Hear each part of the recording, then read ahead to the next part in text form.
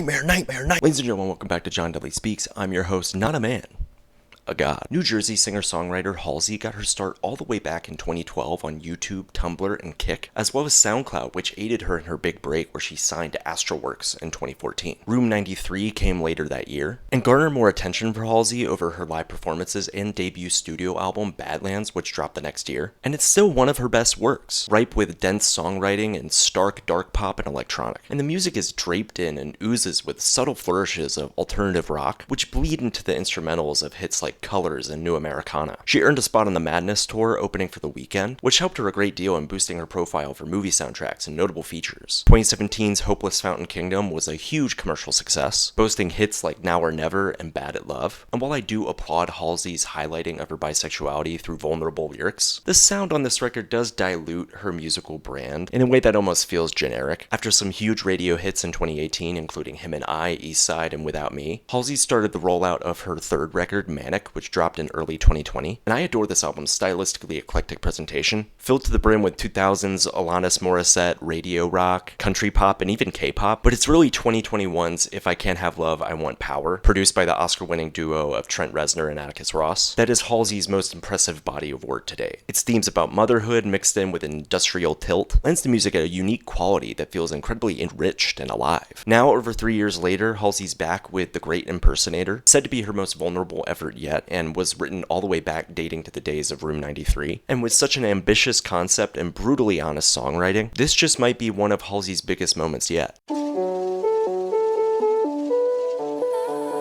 Now, starting off with the media coverage around this album, given the largely publicized rollout where Halsey recreated various covers across a wide array of genres, I turned out to be slightly disappointed in the lack of sonic variety on this record. At times, I feel like instrumentals like on Lucky and Panic Attack indulge too much in modern pop and are ultimately forgettable when compared to the intense vulnerability embedded into the lyricism. The production from Trent and Atticus on her previous album is a palette that's a lot more focused comparatively to this record, but that being said, there are several impressive musical passages across this entire thing, some that are undeniably skillful and intriguing. Alex G's contributions on Only Girl Living in LA, Hometown, The End, and Darwinism gave me art rock vibes that were reminiscent of the Mystique on God Save the Animals, just a tinge more accessible for the pop lane. The Kate Bush art pop of I Never Loved You is spare and subtly gothic, and the closing title track is mixed patiently, allowing the tension to build over its runtime without rushing the catharsis. So although some of the compositions are rough around the edges, and it's not as exploratory as it suggests, Halsey's forays into pop punk, R&B, straightforward pop, and alternative rock turn out to be complementary to her storytelling and voice as an artist. Can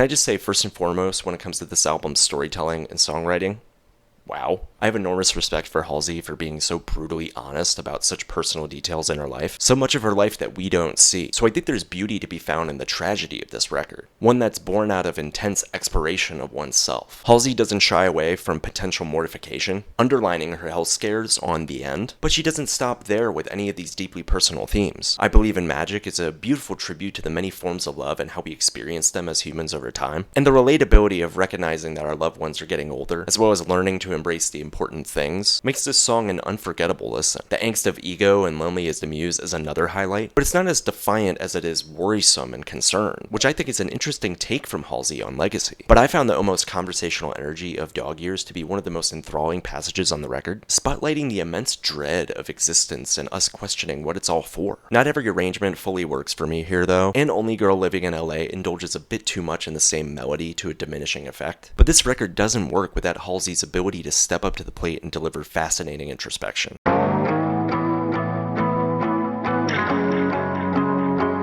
Although I prefer the energy that she brought on its predecessor, The Great Impersonator does boast some of Halsey's career best performances, and that mainly comes from the balladry rather than the pop-leaning tracks. Dog Years and I Never Loved You are stark in their confessional atmosphere, giving Halsey the space to connect through her decidedly minimalist delivery. I also really enjoyed the playfulness of the title track and the riotous underground goth punk rock of Lonely as the Muse, which flexed her versatility and adoption of different vocal stylings across genres. And to me, that's where this concept flies, because if it's not communicated on the musical musical end, it's executed in the performance with unbridled confidence. The Letter to God prayer songs scattered across the rest of the track listing also feature incredibly strong vocals from Halsey, which are comparatively embattled with a measurable rawness. That genuine emotional punch doesn't last throughout the entire record, the softer performances on Hurt Feelings, Hometown, and Lucky not clicking as much. However, it's Halsey's dedication to making this album feel like an experience that makes it worth your time and attention, since she keeps you drawn in early on and never lets go of your heartstrings.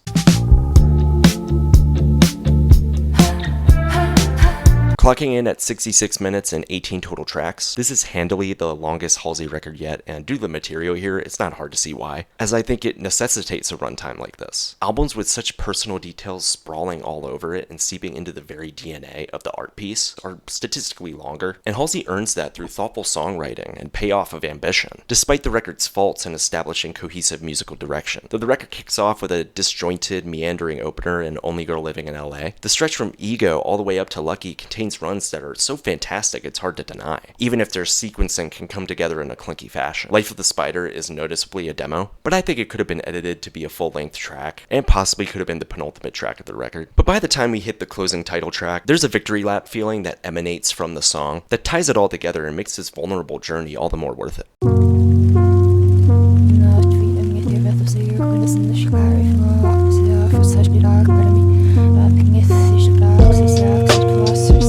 It may not be my favorite Halsey album, but this is a labor of love, blood, sweat, and tears. One that's highly commendable for its descriptive writing and brave boldness. But hey, that's just my perspective. If you're a Halsey fan, it's a guarantee you'll enjoy this record. And if you're looking for an ambitious personal statement of growth in the face of adversity, look no further. You gotta check this one out. Alright, that's all I got. Bye!